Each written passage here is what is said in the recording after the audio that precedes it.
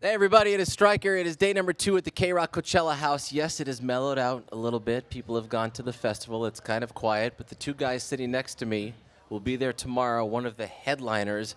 They are Justice, Xavier, and Gaspar. Welcome to the house, you guys. Thanks. Now, did I say the names correctly? I know you guys are from France. Perfect. What was it, perfect? You're fluent. Thank you. No, I'm the opposite of fluent. Hey, when you guys go into a show like Coachella and the expectations are very high, is there a ton of preparation for a night like this, or because you do quite a bit of shows, you got it? What's that like? No, actually, we've been working for very much. It's been 8 months. We've been working on the live show, and we're still rehearsing every day because it's only our 4th gig, and it's the second one we do in the US. Right. So we still have to rehearse a lot, and we spent the past 2 days just rehearsing in our house. So we just installed everything that is on stage in the living room of the house we rented, and yeah, we have to do it over and over again. But the good news is that there's room for making it better, always. And is there anything to be said if it doesn't go perfect? Because sometimes when it's imperfect, that is the perfection right there. Even when you're making a record in a studio, how do you feel about that? No, we feel there's a way of making it perfect, Okay. but it really rarely happens. Right.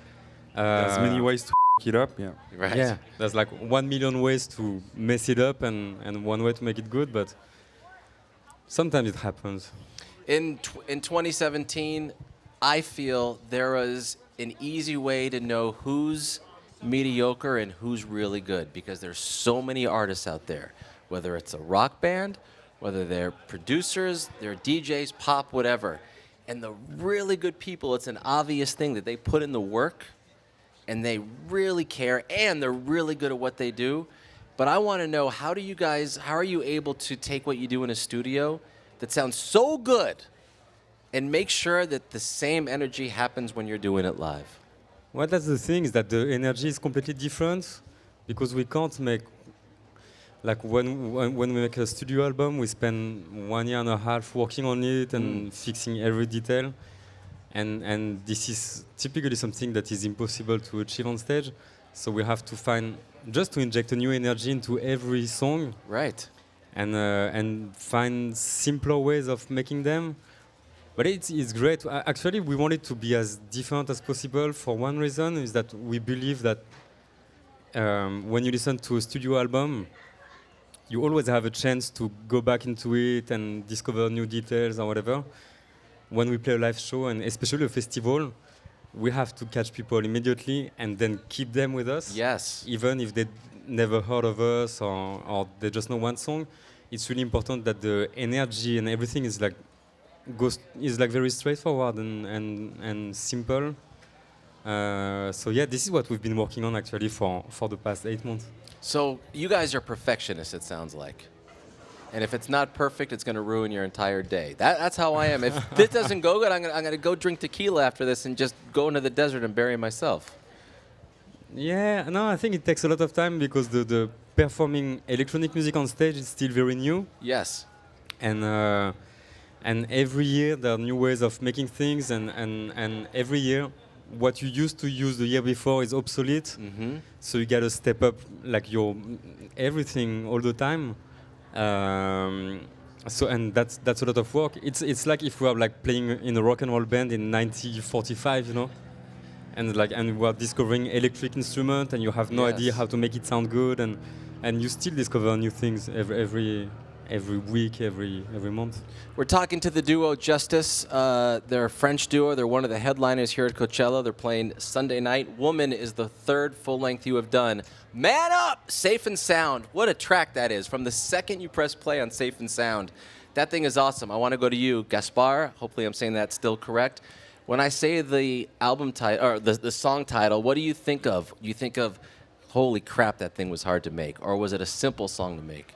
Actually, it wasn't that hard to put together as a song. Then it took a while, like to produce and to make it sound exactly as we wanted it to sound, because we had a choir and some like strings player on it. Yes.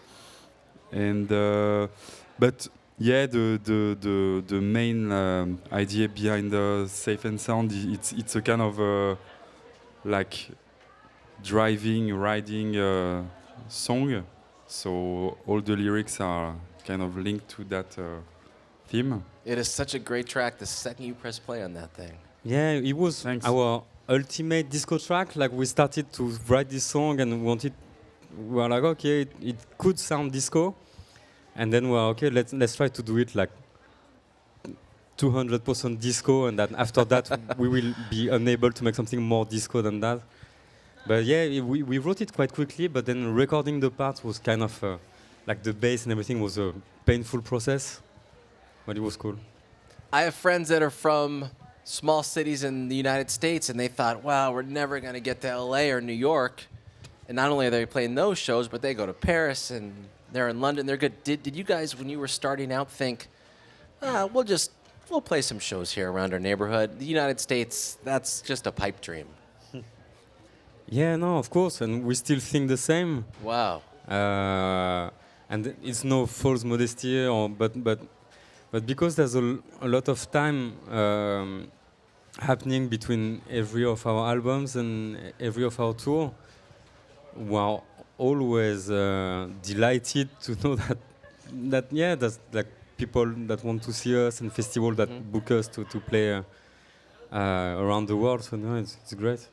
Alakazam is another track I really like. Do you know what Alakazam is backwards? No, tell me. Malazaka? Masakela. Mazakila. My friend is Sal Masakela. His band is called Alakazam.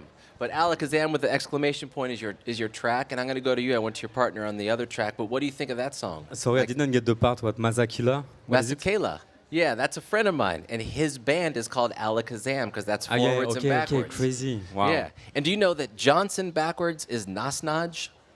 No, I didn't know. Yes. Pepper backwards is Repep. Dr. Rotkod Repep. We drink Rotkod Repep.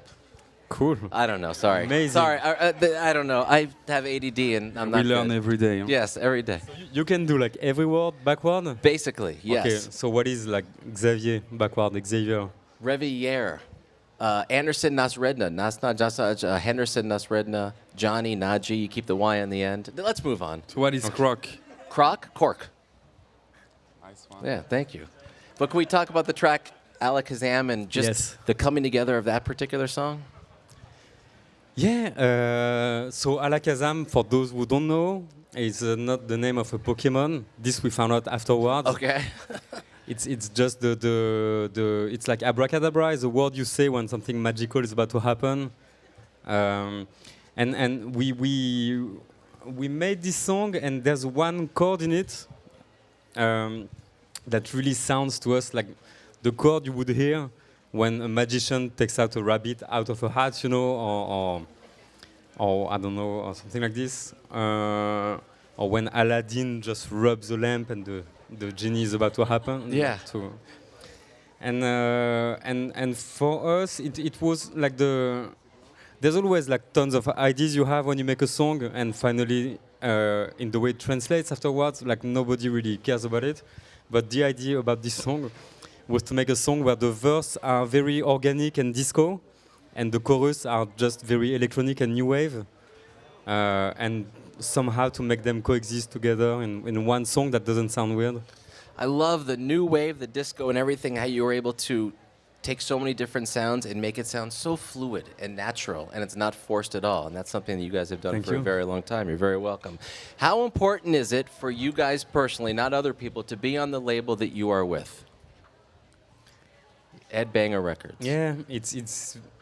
I mean, we don't even think of it because it's Okay. so natural. Like we started making music maybe 2 months before getting signed to Ed Banger Record, and it was just a lucky accident. Like literally, we made 2 tracks, Right? and we met Pedro Winter, so the owner of Ed Banger Records. Yeah, really 2 months after, and the week after we got signed to his label, and 1 month after we had our first record in our hands. Were you guys thinking, holy crap, I can't believe this is happening? Yeah, no, it was crazy because we didn't think we would actually make music. So to us, it was all very natural, and we'd never had to think about, okay, we should like try to contact a label, or we've been very lucky on this part. And we grew up together because we were the second record that was put out on Headbanger, and that was 14 years ago. Wow. Which is crazy. It's a real career right there. Yeah. So no, it's not even like it is important, but it's so natural that we don't even question it. Got it. All right. Well, I can't thank you enough for coming to the house. You're playing tomorrow. I hope I haven't ruined your entire day. No, it was a pleasure. Thanks a lot. Thank you so much. Playing you. tomorrow, everybody. I know our house is a little mellow, but these guys, there's going to be 85,000 people at Coachella tomorrow going absolutely nuts for Justice. The third album, the full length, is Woman. Check it out. And I'm Stryker. And it's KROQ, everybody. Thanks for watching.